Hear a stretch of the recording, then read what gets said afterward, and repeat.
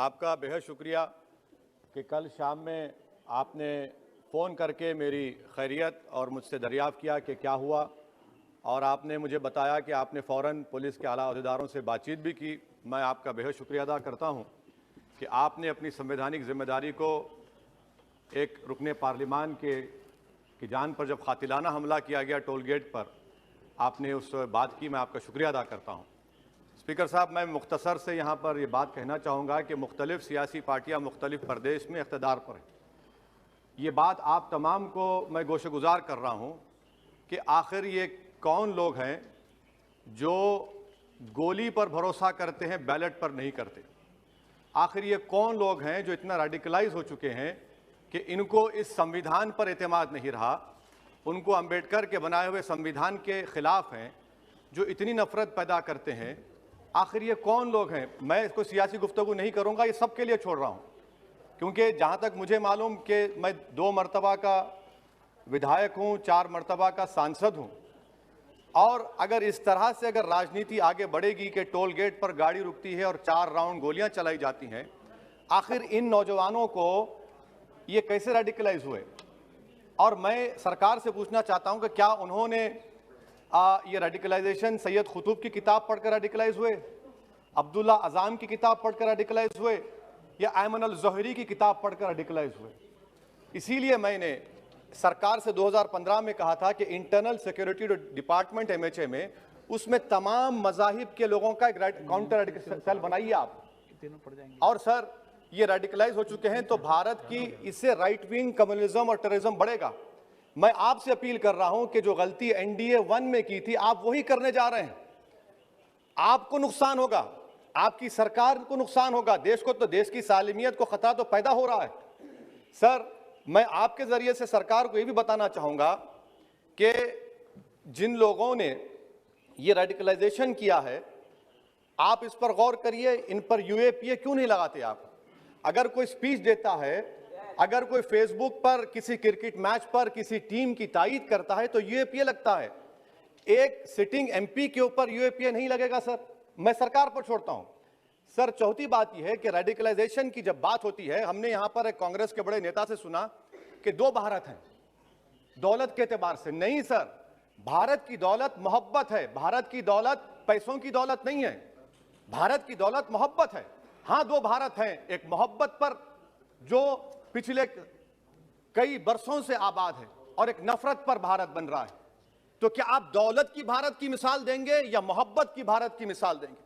अगर मोहब्बत की भारत की मिसाल देंगे तो उसमें आपको मेरी जबान को रोकने के लिए गोली चलाने की जरूरत नहीं है। इस 2 भारत को समझने की जरूरत है। सर, खत्म सर, मुझे खत्म सर सुनिए सर, मैंने करीब से 6 फीट से गोलियां देखी, मुझे बोलने दीजिए सर। हो सकता है कि कल दिन ना देखूं मैं। अगर मैं यहां पर नहीं बोलूंगा तो कहां बोलूंगा सर? आप मुझे प्लीज बोलने दीजिए। सर, मैं आपसे गुजारिश यह करना चाहूंगा कि आप हरिद्वार में, रायपुर में और इलाहाबाद प्रयागराज में मेरे बारे में क्या कहा गया? आपके NIB की रिपोर्ट है ना, आप क्यों छुपा रहे हो उसको? देखिए, मैं मौत से नहीं डरने वाला हूं, हम सबको जाना है इस दुनिया से। बल्कि मैंने कह दिया कि मैं इस वतन में पैदा हुआ, मेरी मां की कोख से तो जमीन पर लिटाया गया। जब मेरी आंख बंद हो जाएगी तो इंशाल्लाह औरंगाबाद की जमीन मुझे दफनाया जाएगा। मगर मैं आपसे अपील करना चाह रहा हूं सरकार से सर, कि जो कुछ बातें की गई हैं उसको देखिए। मैं Z कैटेगरी सिक्योरिटी नहीं चाहिए मुझे, मैं हरगिज नहीं चाहिए मुझे। मैं 94 से पॉलिटिक्स में हूं, मैं आजाद जिंदगी गुजारना चाहता हूं। मैं घुटन के साथ जिंदा नहीं रह सकता इस दुनिया में। मुझे जिंदा रहना है तो अपनी आवाज उठाना है, मुझे जिंदा रहना है तो सरकार किसी के उनके खिलाफ बोलना है, और अगर गोली लगती है तो मुझे कबूल है, मगर मैं घुटन की जिंदगी नहीं गुजार सकता सर।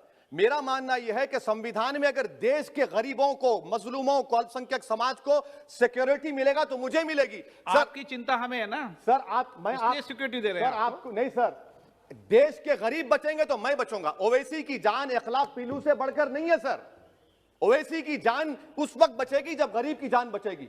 इसीलिए मैं आपके जरिए सरकार से अपील करना चाहूंगा कि सर, इस नफरत को खत्म करिए, इस नफरत को खत्म करिए और इस पर आप गौर करिए। मैं नहीं लूंगा सिक्योरिटी, मैं Z कैटेगरी नहीं चाहता हूं सिक्योरिटी।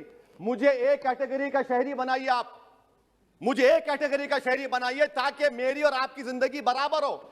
जब देश के प्रधानमंत्री पर सिक्योरिटी ब्रीच हुआ, अपोजिशन की तरफ से मैंने कहा था कि गलत हुआ, सब सेकुलर पार्टी के लोगों ने कहा कि ओवैसी तुम क्यों बोले। मैंने कहा नहीं, देश का प्रधानमंत्री मेरा है, सिक्योरिटी ब्रीच हुई तो एक्शन लेना चाहिए। मगर 4 मर्तबा के एमपी पर कोई 6 फीट के फासले से 4-4 गोली चलाता है।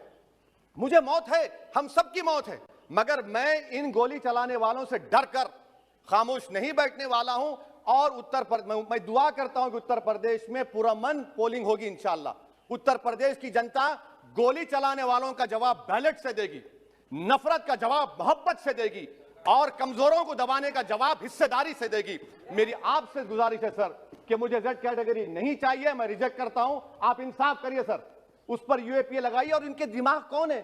2 लोग रेकी करते हैं, उनको मालूम कि मैं मीरठ किठौर से आ रहा हूं उस टोल गेट पर, और 6 फीट के फासले पर गोली चलाते हैं। तो आप देख लीजिए सर, आप सरकार के हवाले, अगर आप इंसाफ करना चाहें आप इंसाफ कर सकते, मगर रेडिकलाइजेशन आपको नुकसान पहुंचाएगा और इससे राइट विंग टेररिज्म बढ़ेगा। शुक्रिया सर।